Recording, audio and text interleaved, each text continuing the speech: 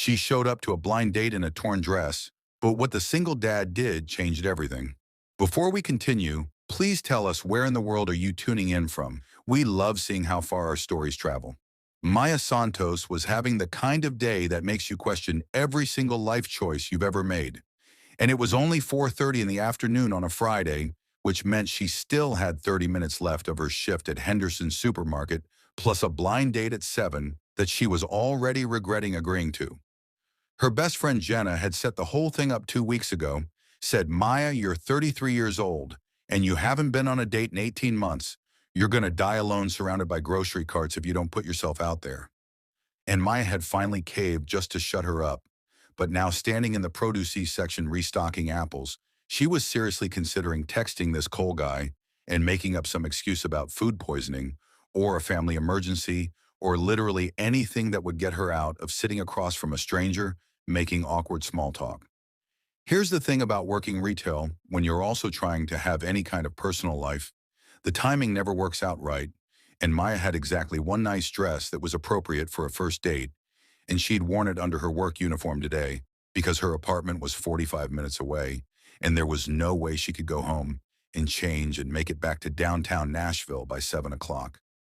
The dress was this deep green thing she'd bought on clearance 3 years ago, and it made her feel pretty, which was important when you spent most of your life in a polyester vest with a name tag that said floor manager, like that was some kind of impressive title instead of just code for the person who deals with every customer complaint and every employee crisis for barely above minimum wage.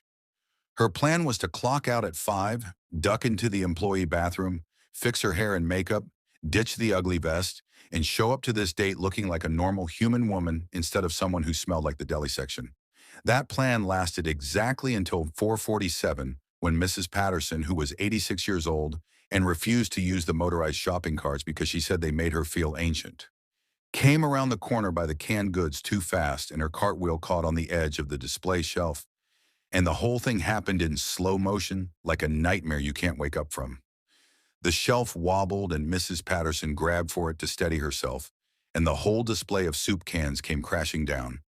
And Mrs. Patterson went down with it, landing hard on the floor, and Maya was running before her brain even caught up to what was happening. She dropped to her knees next to Mrs. Patterson, who was conscious but dazed and possibly hurt, and Maya was checking her over while yelling for someone to call 911. And she didn't even notice the sharp piece of broken metal shelf bracket sticking out until she felt something rip and looked down to see a 6-inch tear running up the side of her dress from hip to basically her armpit. Maya's brain just completely short-circuited because that was her only nice dress, the only piece of clothing she owned that wasn't work uniform or sweatpants. And her date was in 2 hours and she lived 45 minutes away, and payday wasn't until tomorrow, so she had exactly $23 in her checking account, which was not enough to buy anything except maybe clearance socks. The paramedics showed up and took over with Mrs. Patterson, who was conscious and talking, but they wanted to take her in for x-rays just to be safe. And Maya found out later she had a minor hairline fracture, but was recovering well with her daughter taking care of her. And Maya's manager, Frank, came over and said, "Good job handling that Santos. Why don't you take your dinner break early? You've earned it." And he had no idea that Maya was standing there having a complete internal meltdown about her ruined dress and her stupid blind date and her entire mess of a life. She locked herself in the employee bathroom and stared at the damage in the mirror. And it was bad, like really bad, the kind of tear that you couldn't hide or explain away. And she tried to pin it together with the safety pins from the first aid kit, but it was obvious and terrible, and she looked like she'd been in a fight with an angry cat and lost. Maya pulled out her phone and texted Jenna, "My dress is completely destroyed. I have to cancel. There's no way I can show up looking like this." And Jenna wrote back immediately, "Cancel. Tell him you're sick. Reschedule for next week." And Maya sat there on the closed toilet seat in her torn dress in a supermarket bathroom and felt something in her chest just crack wide open. She'd been canceling on life for 18 months, ever since her last boyfriend had cheated on her, and she decided men were trash and she was better off alone. And she'd used her mom needing help and work being busy and being too tired as excuses to not try, to not risk getting hurt again, and here she was, about to do it one more time. Maya looked at herself in that fluorescent lit bathroom mirror and made a decision that was either really brave or really stupid. She texted Cole, "Running late from work. Still coming. See you at 7." And then she texted Jenna, "I'm going. I don't care about the dress. I'm so tired of quitting on things before they even start." And Jenna sent back about 15 shocked emojis and, "You're insane, but I love you." The rest of her shift dragged by, and Maya kept checking the safety pins holding her dress together and wondering if this was actually the dumbest thing she'd ever done. And at 6:45, she clocked out and did the best she could with her hair and makeup in the bathroom and walked out to her beat-up Honda, praying the whole drive downtown that this Cole guy would be understanding, or at least not laugh in her face.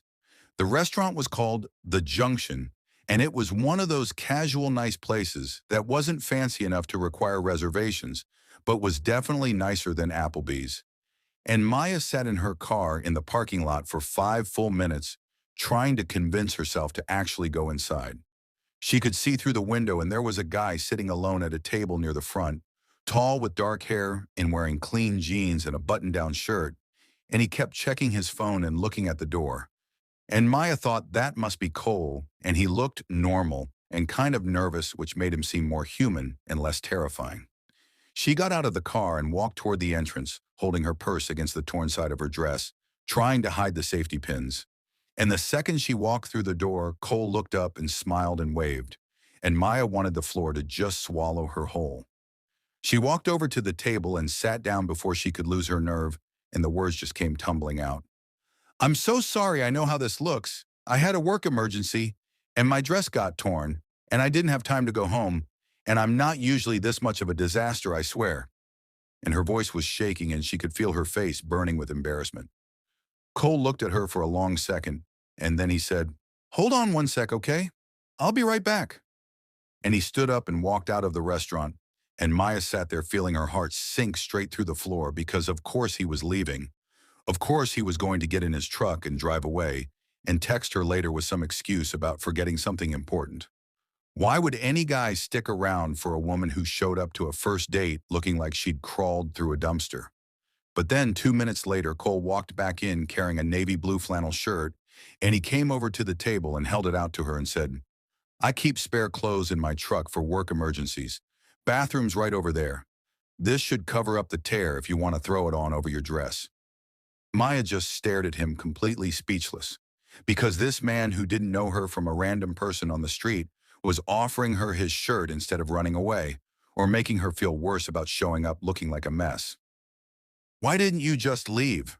Maya heard herself ask, and Cole sat back down and looked at her with these steady brown eyes and said, "Because you showed up, that took guts. Showing up when something's broken instead of just canceling takes real courage.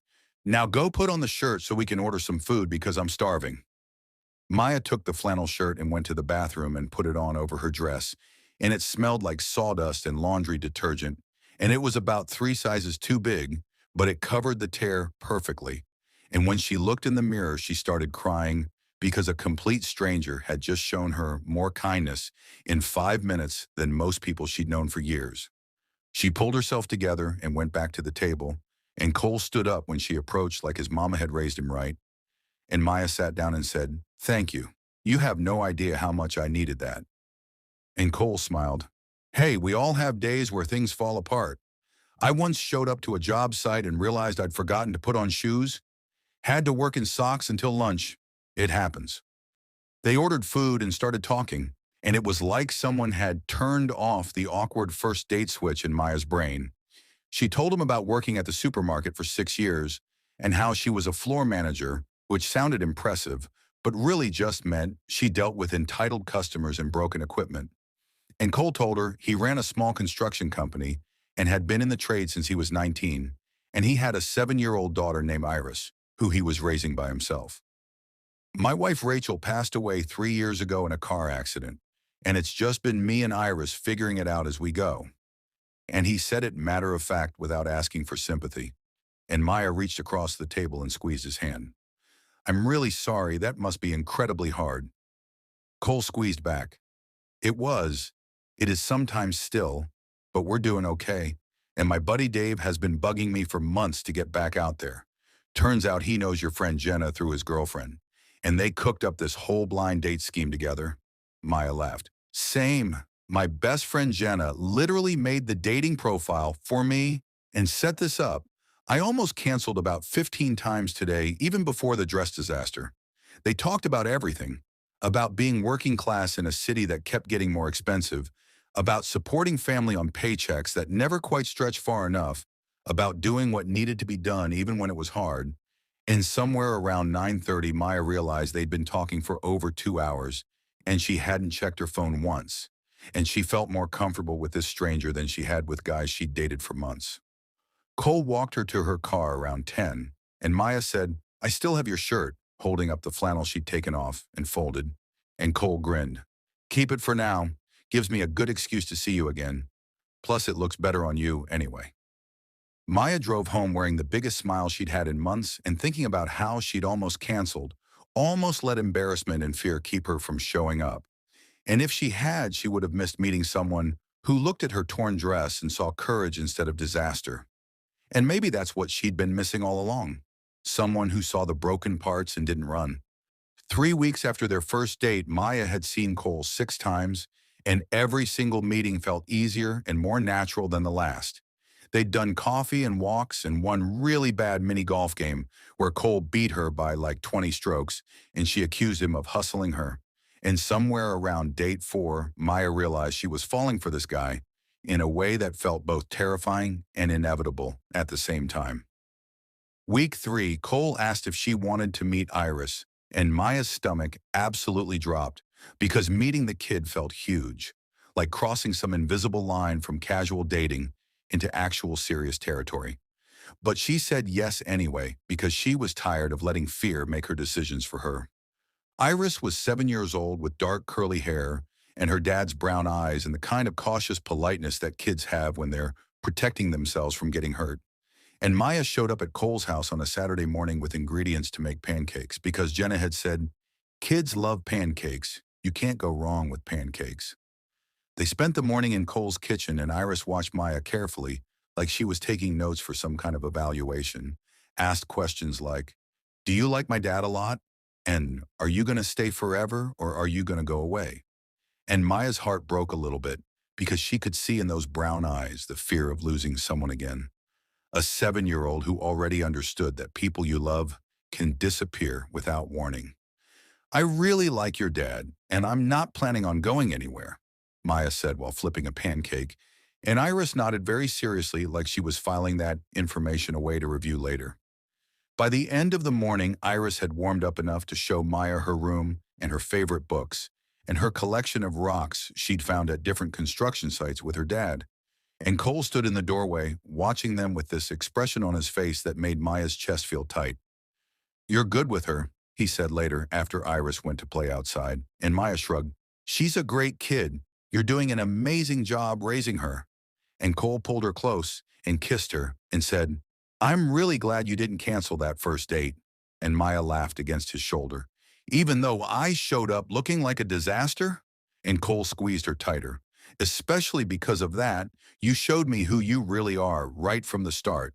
Week 4 hit and Maya's entire world came crashing down in the span of a 15-minute staff meeting. Her district manager showed up on a Tuesday morning looking grim and gathered everyone in the break room and announced that Henderson's corporate had decided to close 12 underperforming locations, and their store was on the list. They had 30 days, and then everyone was out of a job right before the holidays. Maya felt the room tilt sideways because she'd been at this store for 6 years. It wasn't a great job, but it was steady, and it paid her bills and helped support her mom, who lived on a fixed income that barely covered her medication. And the idea of losing it with zero backup plan made her want to throw up right there in the break room. She didn't tell Cole right away, because what was she supposed to say? Hey, I know we're in this great new relationship, but my life is falling apart, and I'm about to lose everything. She spent 3 days applying to every job she could find online, retail and restaurant and office admin, and literally anything that would pay her enough to cover rent and her mom's expenses. And she got exactly 0 callbacks because apparently 33-year-old supermarket managers weren't in high demand. Cole texted her asking to get dinner, and she made excuses about being busy with work stuff, which wasn't technically a lie. And he called her twice, and she let it go to voicemail because she couldn't stand the idea of hearing his voice and having to pretend everything was fine. Friday afternoon, Cole showed up at the supermarket unannounced, holding two coffees and looking happy to surprise her. And the second he walked through the doors, he saw the giant yellow signs everywhere screaming, "Store closing sale, everything must go." And his face changed to understanding and then concern. He found Maya in the home goods aisle marking down prices and said, "Why didn't you tell me?" And Maya kept her eyes on the price gun in her hands. "Because I don't need rescuing, Cole. I'm a grown woman. I'll figure it out." Cole set down the coffees and took the price gun out of her hands and made her look at him. "Maya asking for help isn't the same as needing to be rescued. Why are you shutting me out?" Maya felt tears starting, and she was not going to cry in the middle of her closing down supermarket surrounded by clearance signs. "Because this is my mess to deal with. We've barely been dating a month. That doesn't mean you have to solve my problems." And her voice came out sharper than she meant it to. Cole was quiet for a second, and then he said, "My construction office is a complete disaster. I need someone to answer phones and do scheduling and handle paperwork. I'll pay you 22 an hour to start. When can you begin?" Maya's head snapped up. "I don't want a pity job. I don't want you creating a position just because you feel sorry for me." And Cole looked frustrated. "It's not pity, Maya. I genuinely need help. I'm drowning in invoices and missed calls. You'd actually be doing me a favor." They argued right there in aisle 7, between the discounted kitchen towels and the clearance picture frames. And Maya said no about 5 different times, in 5 different ways, because accepting felt like admitting she couldn't handle her own life. And finally Cole said, "Fine, don't take the job, but please stop shutting me out like I'm some stranger instead of someone who cares about you." And he left the coffees and walked out. And Maya stood there feeling like the biggest idiot in Nashville. The next 2 weeks were absolutely brutal. Maya worked every available shift at the liquidation sale, trying to squeeze out every last paycheck, came home exhausted and defeated every night. And the job applications she was sending out were disappearing into the void with zero responses. Her landlord left a message about next month's rent, and Maya had to admit she didn't have it, couldn't pay it, was going to have to break her lease and figure out something else. And she stopped answering Cole's calls completely because she was so ashamed of how badly she was failing at adult life. Iris asked Cole at dinner one night, "Dad, where's Maya? Did you make her mad? She hasn't been here in forever." And Cole tried to explain, "She's going through some hard stuff right now, bug. Sometimes grown-ups need space to figure things out." But Iris crossed her arms and said with perfect 7-year-old logic, "You always tell me when things are hard, that's when we help people the most. So why aren't we helping her?" Cole showed up at Maya's apartment on a Saturday morning 3 weeks after their fight. And when Maya opened the door looking exhausted in sweatpants and an old t-shirt, he didn't say anything about the eviction notice taped to her door. Just asked, "Can I come in?" Maya stepped aside because she was too tired to argue. And the second the door closed behind him, she just broke, started crying those ugly sobs that come from holding everything in for too long. "I'm failing, Cole. I can't find a job. I can't pay my rent. My mom needs help, and I can't give it to her. I'm losing everything, and I don't know how to fix it." And she was crying so hard she could barely breathe. And Cole pulled her into his arms and let her completely fall apart. "Let me help you, please, Maya. You showed up in a torn dress and didn't quit." "Don't quit now," Cole said into her hair. Maya pulled back. "I don't want to be your charity case. I don't want you with me because you feel sorry for me." And Cole's voice got intense in a way she hadn't heard before. "You're not charity. You're the woman I'm falling for. And Iris adores you. And we want to help because that's what you do when you care about someone this much." Maya froze because he just said love, like it was obvious and simple. And she whispered, "You love me?" And Cole cupped her face. "Yeah, I'm falling for you hard. I've been falling since you showed up looking terrified in my flannel shirt. Now please stop being so stubborn and let us help." They sat on her couch and made an actual plan. Instead of Maya trying to handle everything alone, she agreed to take the admin job at his construction office at least temporarily until she found something in her field. And she'd move in with her mom to save money and help take care of her, which solved 2 problems at once. We're in this together now, okay? No more shutting me out when things get hard, Cole said, and Maya nodded. I'm really bad at asking for help. I'm gonna mess this up probably. And Cole kissed her. Then we'll figure it out together. That's what love is, showing up for each other, especially when things are broken. 14 months went by, and Maya's life looked so completely different from that nightmare period when everything was falling apart that sometimes she had to pinch herself to make sure it was actually real and not some elaborate stress dream her brain had cooked up to cope with disaster. She'd started working at Cole's construction office thinking it would just be a temporary stopgap until she found a real job back in retail or something similar. Except here's what nobody had told her about herself. She was absolutely incredible at construction office management in a way she'd never been incredible at anything else in her entire working life. Cole's paperwork situation before Maya showed up had been held together with hope and duct tape and probably some prayers his mom was saying without him knowing. Invoices were scattered across 3 different systems that didn't talk to each other. Client communication was this disaster of missed calls and forgotten follow-ups. And the scheduling situation was basically organized chaos on a good day and complete anarchy on a bad one. Maya walked in on her first official day, took one long look at the absolute mess that was Cole's filing cabinet and computer desktop, rolled up her sleeves and got to work like she'd been preparing for this job her entire life without realizing it. Within 2 weeks, she'd implemented a digital project management system that actually made sense, organized all his client files, both physical and digital, created professional-looking proposal templates that didn't look like they'd been typed on a typewriter in somebody's basement, and set up a phone system where clients actually got called back within 24 hours instead of 3 days later, when Cole remembered to check his voicemail. The absolutely crazy part was how much she genuinely loved doing all of it. There was something deeply satisfying about taking a chaotic situation and bringing actual order to it, about being the person who made sure projects ran smoothly and clients felt heard and workers got their paychecks on time without drama.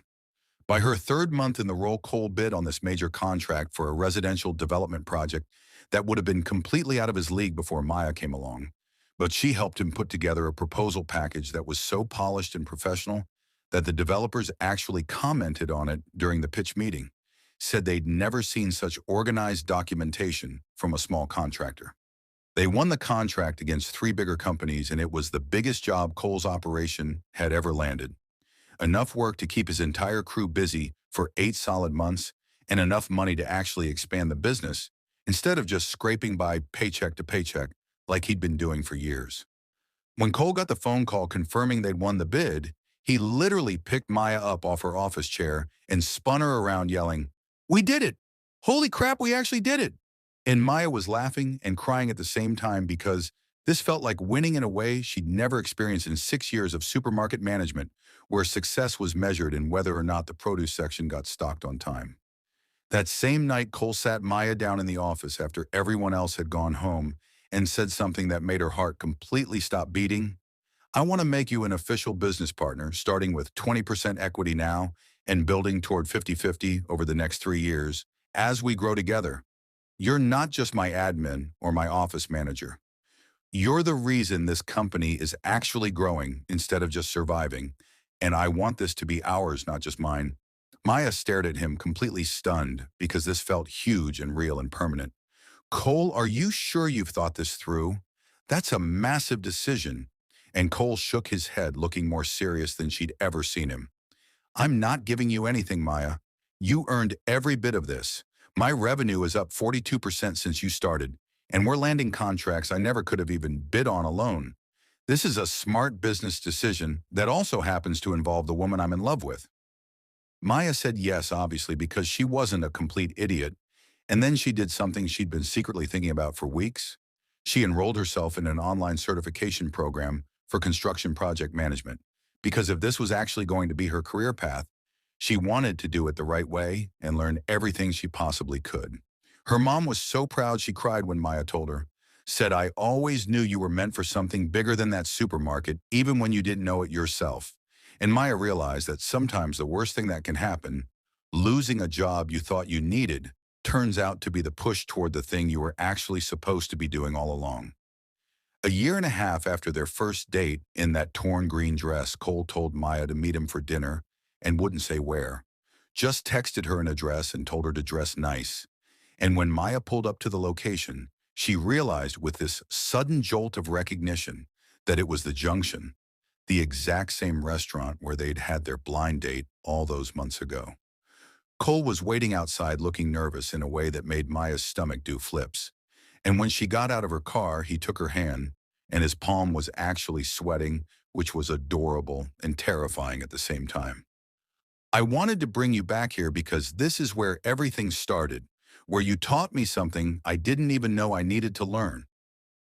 They walked inside, and the same hostess from that first night recognized them and smiled really big and led them to the exact same corner table they'd sat at on that first awkward night.